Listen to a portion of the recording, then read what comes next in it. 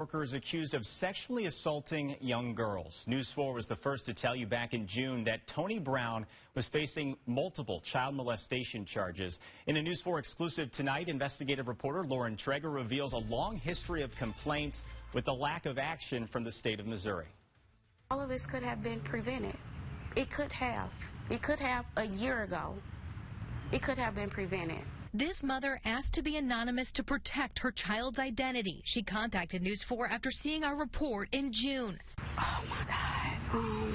My heart dropped. I began to cry. In January 2019, her then 3-year-old daughter attended the House of Montessori Education daycare here on Broadway in St. Louis. Because of her schedule as a healthcare worker, she would pick up her daughter at 11 o'clock at night. It was the same woman there with her every day.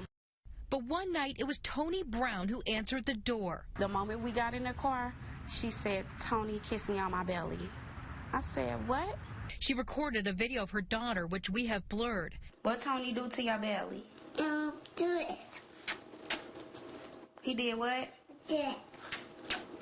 She took pictures, too. Passion marks on her stomach. Her daughter, convinced. Who did it? Tony.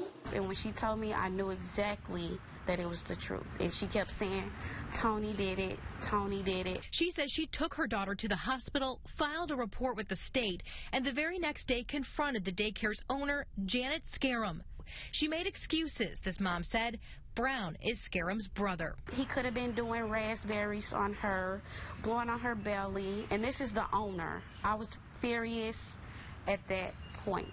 Her daughter never went back, but in the days, weeks, and months that followed, this mom says she could get few answers from state investigators. Emails and calls requesting updates on the case, she says, went unreturned.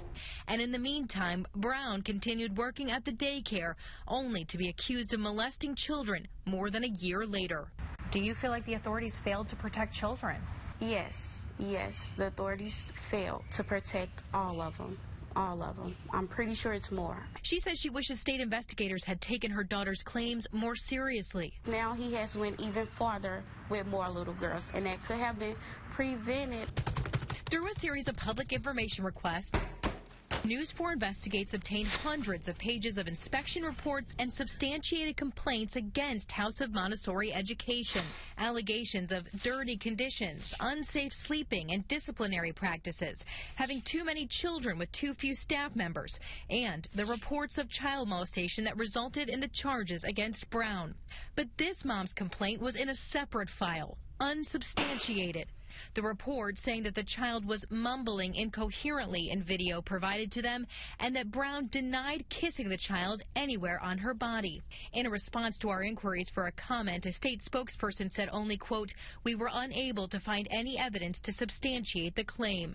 How many other children are out there that they are failing right now at this moment? How many cases are on their desks at this very moment and they're ignoring them? We tried questioning the owner of the daycare, but she never responded to our multiple requests for comment. I'd like to talk to Tony Brown about the allegations against him. We did, though, track down Tony Brown, who refused to open the door. Only thing I say is I didn't do it, and that's it. Claiming the 3 children who have come forward with allegations are making it up. Are you saying they are lying? Of course they're lying. A child isn't going to lie. If a child says someone touched them inappropriately, they're telling the truth. This mom says she wants Brown to come to justice, in contact now with the police. He should have been locked up then.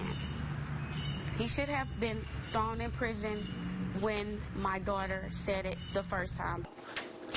He did that to your belly? But not sure if she wants her daughter to have to testify. She says she's left wishing it never happened at all. No child should relive those memories. No child.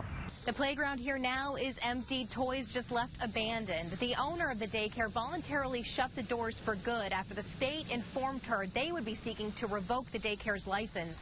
Still, the mom we talked to said that owner bears responsibility too. She thinks she shouldn't be allowed to operate any other daycares in the future.